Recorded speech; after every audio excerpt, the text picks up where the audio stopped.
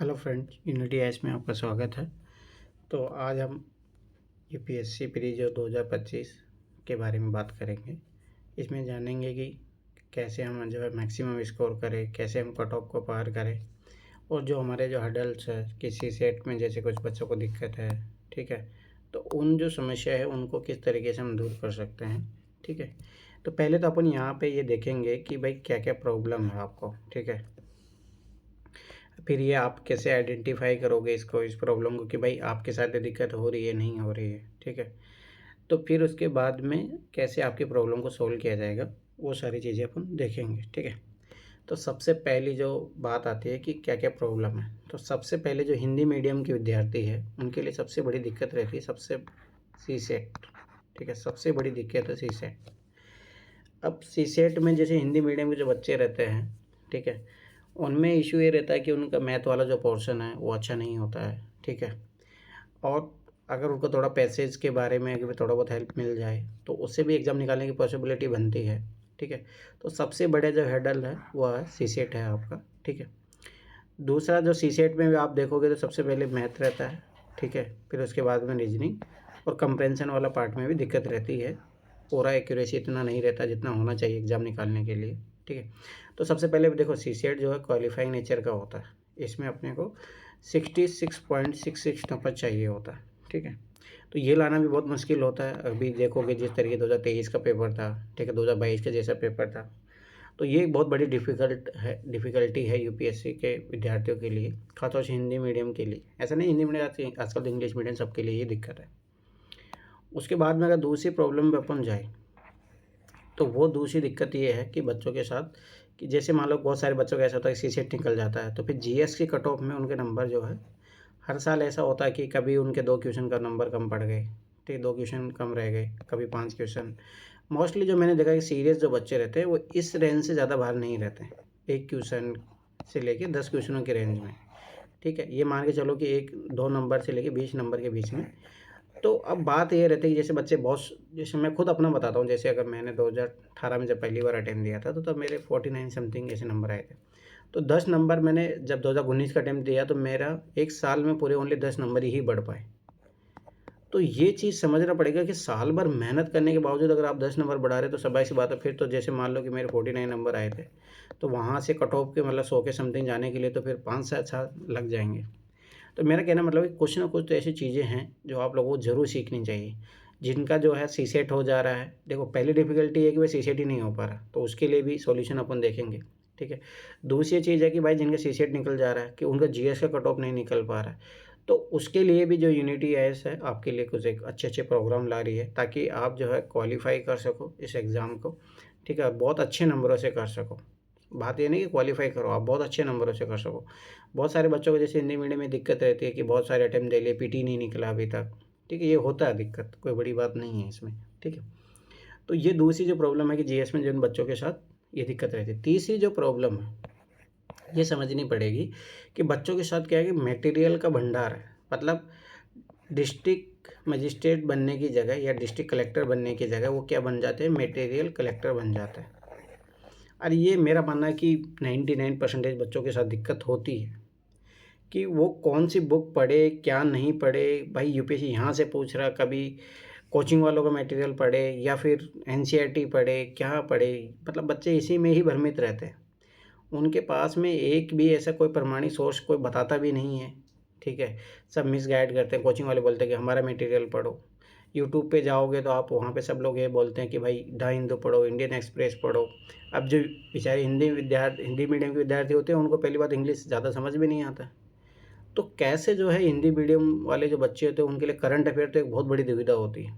उनको तो ऐसा लगता है कि जो हर कोई, पहली बात तो देखो न्यूज़पेपर वो अच्छा नहीं पढ़ पाते, दैनिक जागरण जैसे छोटे मोटे अखबार पढ़ पाते हैं।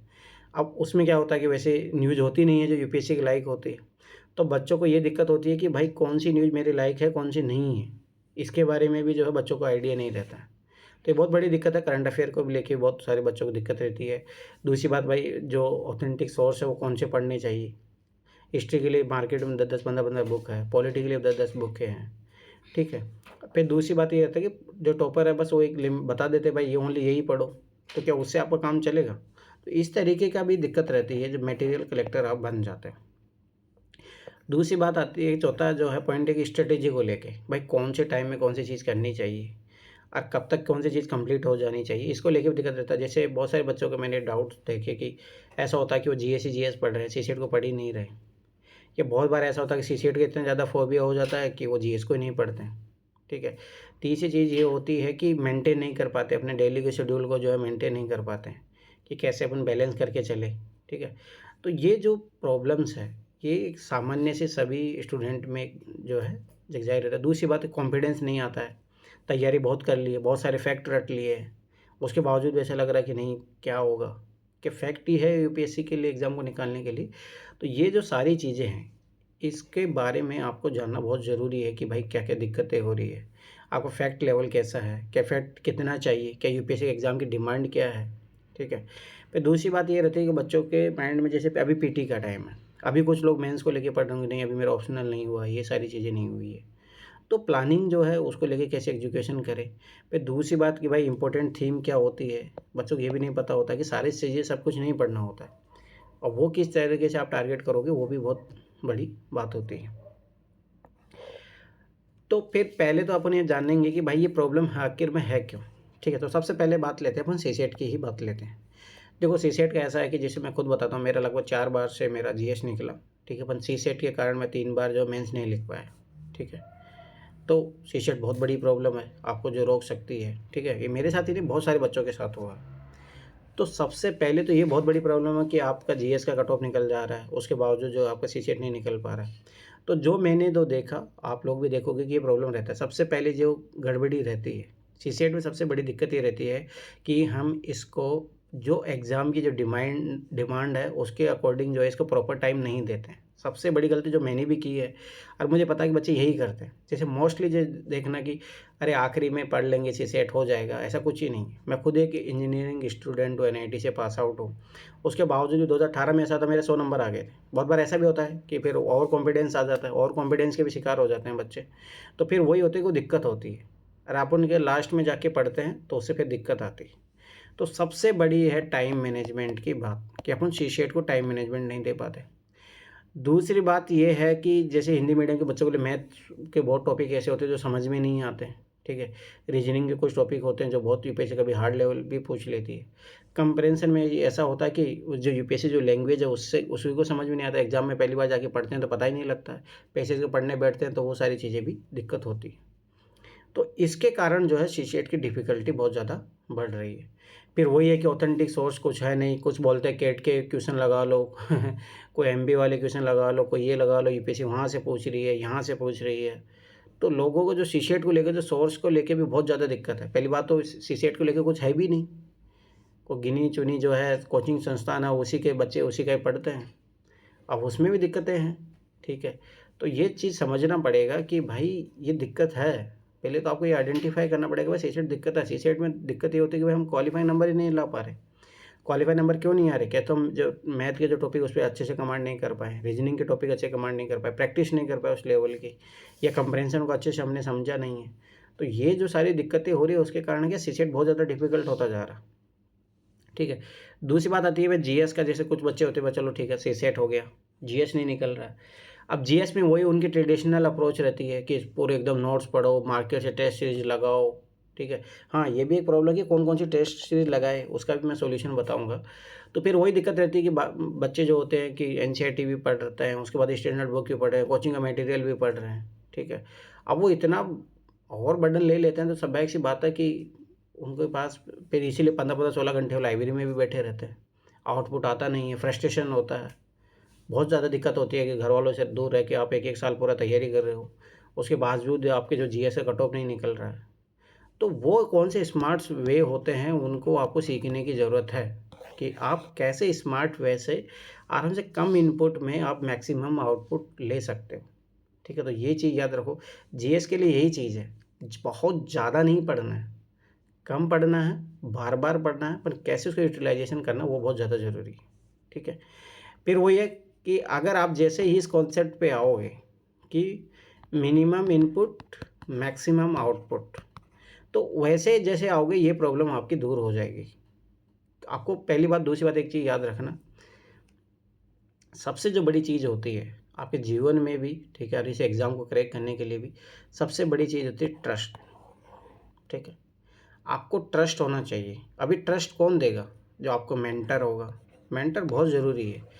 जैसे एक चीज़ याद रखो, जैसे मान लो कि अर्जुन हो, कोई भी बड़े-बड़े धुरंधर जो भी रहे, अर्जुन मान के चलो, सबके कोई ना कोई गुरु रहा, कोई ना कोई मेंटर रहा, जो उनको गाइड किया है, और गाइड किया तो उनकी जो अंदर जो प्रतिभा थी, उसको निखारा है, उसकी जो कमी है, उसको दूर किया है।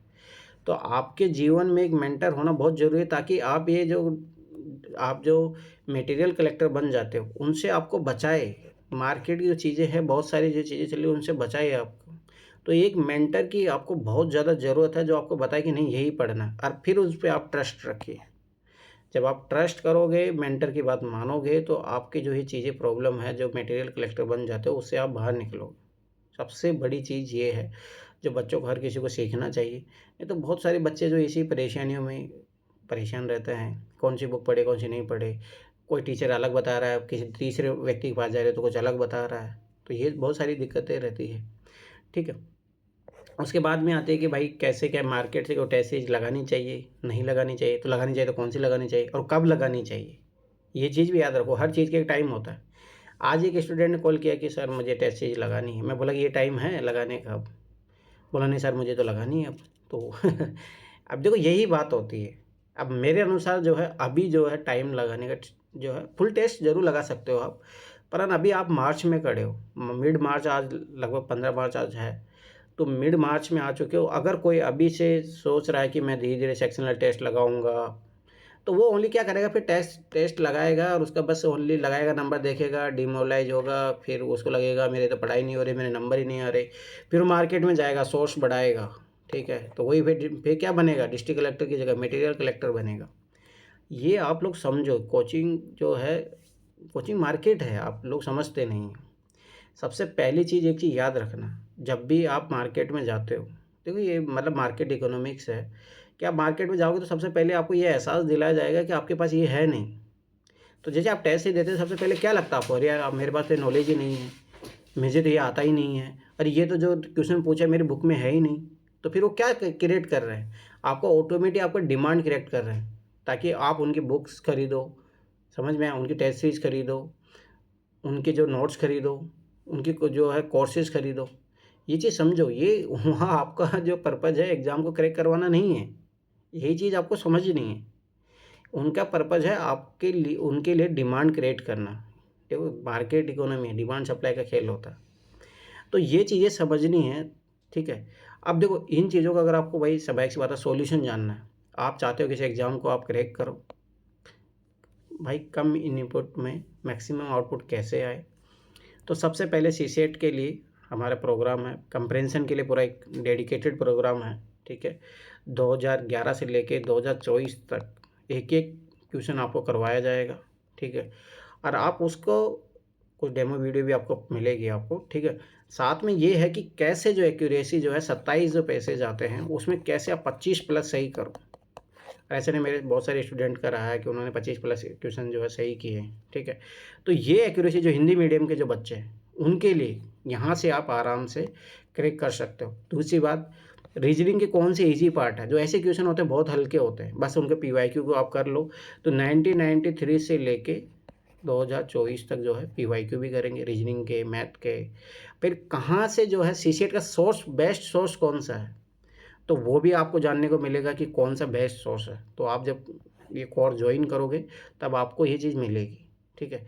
तो ये सीसेट की मैं गारंटी साथ बता रहा हूँ कि आपकी चिंता मुक्त हो जाएगी, अगर आप जैसा मैं बोलूँगा वैसा करोगे, मेरी क्लासेस करते हो, तो सीसेट को आपको बिल्कुल भी डर नहीं रहेगा। दूसरी बात आती है कि जीएस को लेके कट ऑफ को, तो देखो जीएस को लेके मेरा मानना है कि जिनका 20 नंबर तक भी अटक रहा है, मैं गारंटी साथ बता रहा हूँ मेरी क्लासेस देखने के बाद में आप लोगों के 40 प्लस नंबर बढ़ सकते हैं, 40 प्लस नंबर। इसका प्रूफ मैंने पिछले साल भी दिया है, मेरे खुद का भी बढ़े हैं, ठीक है। मेरे खुद के, मैं बताया ना कि 2018 में जब मेरे 49 नंबर आए, 2019 में 1 साल मेहनत करने के बाद 59 आए, 2022 में देखोगे मेरे अटेम्प्ट में तो मेरे 93 नंबर भी आए हैं। मतलब 40-40, 50-50 नंबर बढ़े। 2020 में मेरे 80 नंबर आए, तो 20 नंबर बढ़े। तो मेरा कहने का मतलब ये है कि आराम से 40 से नंबर ज़्यादा बढ़ते हैं। बहुत सारे मेरे स्टूडेंट हैं जिनके कभी यूपीएससी में 3-3, 4-4 अटेम्प्ट दे लिए थे। जब वो मेरे से कनेक्ट हुए, उनके कभी 50 नंबर से ज़्यादा नहीं आ रहे थे। डायरेक्ट उनके नंबर 80-90 नंबर गए। तो मेरा कहने का मतलब है कि मिनिमम जो आप सोचो कि आपका जो 2 क्वेश्चनों से, कभी 3 क्वेश्चनों से या 4 क्वेश्चनों से, 5 क्वेश्चनों से रुक रहा है या 10 क्वेश्चनों से भी रुक रहा है, तो वो आराम से आप क्रॉस कर जाओगे। ठीक है? तो यही चीज़ आपको समझनी है कि वो चीज़ें कहाँ से सीखें। दूसरी बात, उसके लिए ऐसा नहीं है कि मैं बोलूँगा 10 बुकें पढ़ लो, नो। मैं जो बोलूँगा वही पढ़ना है, और वो जो ऑथेंटिक सोर्स है आपको वो पढ़ना है बस, और मेरे पे ट्रस्ट रखना है, आपको वो चीज़ ज़रूर मिलेगी आपको। तो ये वही है कि मटेरियल कलेक्टर की जगह मैं आपको डिप्टी कलेक्टर, मतलब डिस्ट्रिक्ट कलेक्टर बनाऊँगा, ठीक है? डीएम बनाऊँगा, ना कि आपको मटेरियल कलेक्टर बनाऊँगा। तो मैं साफ बोलता हूँ, जैसे देखो मेरा खुद को भी ज़्यादा आदत नहीं है, कम पढ़ो और ज़्यादा फ़ायदा उठाओ, उसका मेरा रूल रहता है। तो मैं जो चीज़ लागू करता हूँ, और वो ऐसा नहीं है सब पे लागू होती है। तो वही है कि अगर आपको मटेरियल कलेक्टर की जगह डीएम बनना है, तो उसके लिए भी आप एक कोर्स जॉइन करो। तो आपको इसमें बहुत कुछ सीखने को मिलेगा। कैसे जो विदाउट जो क्वेश्चन नॉलेज नहीं है, बहुत सारी, देखिए मैं आपकी बात जैसे क्वेश्चन बताता हूँ, बहुत सारे ऐसे क्वेश्चन थे जो मतलब कि मैंने कभी पढ़े भी नहीं हैं, और मैं क्वेश्चन आराम से उसे एग्ज़ाम में सही कर लेता हूँ। बात ये है कि एग्ज़ाम में सही होनी चाहिए। बहुत बार क्या होता है बच्चों का साथ कि वो बहुत सारा पढ़ के जाते हैं, फिर भी कुछ क्वेश्चन नहीं सॉल्व कर पाते। अब मेरे पास ये स्ट्रैटेजी है कि आप कोई नहीं, मिनिमम इन्फॉर्मेशन रखो, बेसिक नॉलेज अपना क्लियर करो, ठीक है? कितने भी अननोन क्वेश्चन दे दे यूपीएससी, उसके अप्रोच को समझो। उस अप्रोच को समझोगे, आप क्वेश्चन सॉल्व कर लोगे, ठीक है? तो वो चीज़ आपको वहाँ पे मिलेगी, ठीक है? तो एक बार मैं कोर्स के बारे में आपको बता देता हूँ, तो ये सारी चीज़ें हैं, ठीक है? तो आपको जो कोर्सेज़ मिलेगा, ठीक है? देखो सबसे पहले कोर्स है जीएस प्लस सीसेट को पूरा जो डेडिकेटेड है, ठीक है? इसमें दोनों हैं, और ये आपके जो प्रीलिम्स का जो है क्रैक करने के लिए, देखो मेरा मानना है कि प्रीलिम्स अगर आपको क्रैक करना, तो ऐसा नहीं कि बोले जीएस ही क्रैक करना है या सीसेट ही करना है, दोनों करना, तभी प्रीलिम्स आपका क्रैक होगा। तो ये प्रीलिम्स डेडिकेटेड बैच है जो आपको क्रैक करवाएगा अच्छे नंबर से, सीसेट हो जीएस हो दोनों में, ठीक है? तो इसके जो टोटल फीस है 499 है, ठीक है? और कोई ज़्यादा फीस नहीं है।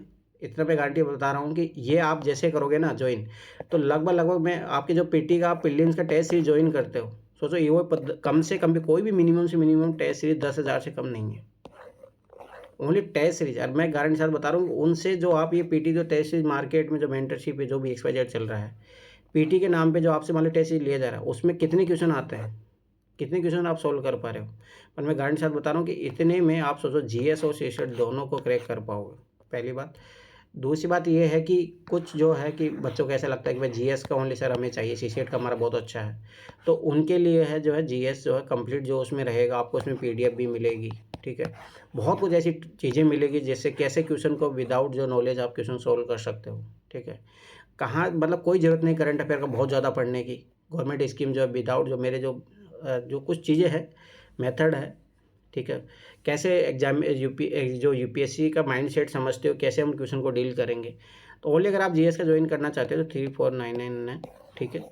अगर आप ओनली चाहते हो कि नहीं सीसेट का हम बैच ज्वाइन करें, किसी को हो सकता है जीसेट बाई जीएस अच्छा हो, सीसेट हमारा नहीं हो रहा है, तो उसके लिए 299 है, ठीक है? अगर फिर कुछ ऐसे बच्चे कि नहीं सर हमें तो कंप्रेंशन वाला ही क्लासेज चाहिए, ठीक है? तो इसमें 2011 से लेकर आपको 2024 के रिकॉर्डेड क्लासेज मिलेगी। 2024 का आपको लाइव करवाऊँगा मैं, ठीक है? वो रिकॉर्डेड क्लासेज मिल जाएगी आपको। तो ये जो आपका कोर्स रहेगा ये 99 है, ठीक है? और कुछ बच्चे जो चाहते हैं कि नहीं सर हमें पीवाई की जो है ट्रिक करने का, सोल्व करने का वो तरीका जो है, अगर वो क्लासेज मिल जाए तो रिकॉर्डेड क्लासेज आपको मिल जाएगी। तो वो जो कि आपको 1499 रुपये में, ठीक है? तो मेरा तो एक मानना है कि अगर आपको भाई ठीक है, देखो किसी का अलग-अलग डिमांड हो सकती है, परंतु मेरा मानना है अगर आपको ये एग्ज़ाम क्रैक करना है, आप बहुत सालों से इंतज़ार कर रहे हो, 3-3 4-4 अटेम्प्ट हो गए हैं या आपका पहला अटेम्प्ट है, तब भी मेरा मानना है रिस्क मत लो। देखो एक चीज़ याद रखना कि इस एग्ज़ाम को जो मैंने सीखा है, बहुत मेहनत भी की है, तो वो रूप भी मैंने लाइव का देखा है। उसके बाद में जो कुछ स्मार्ट टेक्निक है वो मेरे साथ है, ठीक है? तो उसका मैं हेल्प बताता हूँ, उससे क्या फ़ायदा होता है। सबसे बड़ा फ़ायदा होता है, एक तो मार्केट जो मटेरियल कलेक्टर बनते हो उससे बच जाते हो। कोई पीटी 365 कोई फालतू में ज़रूरत नहीं है, ठीक है? नहीं कोई फालतू में जो मार्केट के जो कोचिंग के मटेरियल है उनका कोई ज़रूरत नहीं है, ओनली स्टैंडर्ड चीज़ें पढ़ो। वो मैं बताऊँगा आपको कौन सी स्टैंडर्ड चीज़ है, और उसमें भी मैं स्पेसिफिक बताऊँगा कैसे टारगेट करना है, कैसे यूपीएससी का माइंडसेट है। यूपीएससी पेपर भाई क्यों डिफरेंट होता है, ये भी चीज़ आपको समझनी है। पीसीएस के पेपर और इसमें क्या अंतर है? ये आपको समझना पड़ेगा, नहीं तो आप फिर पीसीएस की तरह तैयारी करने लग जाओगे। आपको फैक्ट की दुनिया से बाहर रहना है। तो ये माइंडसेट समझना है तो आप मेरे साथ ज्वाइन कीजिए, ठीक है? और आप ज्वाइन करोगे आपको पता लग जाएगा, पहले दिन आप ज्वाइन करो और आप मेरे से कांटेक्ट करके पहले बातचीत भी कर सकते हो, ताकि आपको पता रहे कि अगर भाई सर इस कोर्स में क्या-क्या रहेगा, क्या है, तो आपको एक पूरा एक आइडिया भी मैं दे दूँगा, ठीक है? तो इस नंबर पे आप कांटेक्ट कर सकते हो, मेरा पर्सनल नंबर है ये, ठीक है? मेरा मानना है कि देखो एक बार अगर आपको अभी भी जैसे अगर देखो सीरियसली अगर आप यूपीएससी की तैयारी कर रहे हो और आपका ड्रीम है कि आप कलेक्टर बनो, ठीक है? समाज में कुछ करना चाहते हो या अपने लिए कुछ अपने घरवालों के लिए कुछ करना चाहते हो, तो आप ये ज़रूर ये मौका है मत गँवाइए। क्योंकि देखो ये एग्ज़ाम ऐसा होता है कि धीरे-धीरे बहुत डिफ़िकल्ट होता जा रहा है। आप जितना डिले करोगे उतना डिफ़िकल्ट हो जाएगा। अगले साल आओगे तो कुछ नई चीज़ें आएगी। कॉम्पिटिशन की दुनिया है। देखो ₹5000 कोई बड़ी बात नहीं है। आप ये चीज़ सोचो कि आपका साल बचेगा, ठीक है? आपको मेंस लिखने का मौका मिलेगा और आगे आप बढ़ोगे। नहीं तो सोचो कि वही चीज़ है, आप कितनी सारी बुकें लिए हो, टेस्ट सीरीज़ ले कर रहे हो, उनसे बच जाओगे आप इन सब चीज़ों के लिए, ठीक है? तो थैंक्स फॉर वाचिंग और कोई भी इंक्वायरी हो तो आप इस नंबर पे कॉल कर सकते हो। दूसरी बात, आप जो है यूनिटी आईएएस के जो चैनल है, उसको सब्सक्राइबर कीजिए और लोगों को शेयर कीजिए और बताइए देखो हिंदी मीडियम में मेरा मानना है, मैं पिछले लगभग 3 सालों से पढ़ा रहा हूँ, ठीक है? बड़ी-बड़ी कोचिंगों में मैंने काम भी किया है। तो मेरा ये अनुभव रहा है कि हिंदी मीडियम में आज भी वो चीज़ें नहीं है जो इंग्लिश मीडियम के पास है। इसी कारण जो हिंदी और इंग्लिश मीडियम के रिज़ल्ट में बहुत बड़ा डिफ़रेंस है। तो ये जो चीज़ें मैंने सीखी है, मैंने भी कहीं न कहीं इंग्लिश मीडियम से सीखी, परंतु मेरा मानना है कि हिंदी मीडियम में नहीं है अवेलेबल अभी भी। तो आप लोगों को बताइए यूनिटी आईएएस के बारे में, बहुत सारी चीज़ें हैं जो फ्री में भी अवेलेबल है, ठीक है? मैंने एनसीईआरटी कंप्लीट करवाई है। तो वो सारी चीज़ें भी आपको मिलेगी, साथ में आप अगर कोर्स जॉइन करते हो तो आपको और अच्छा अपॉर्च्युनिटी मिलेगा, ठीक है? थैंक्स फॉर वॉचिंग, फिर मिलते हैं अपन कोई नए सेशन के साथ।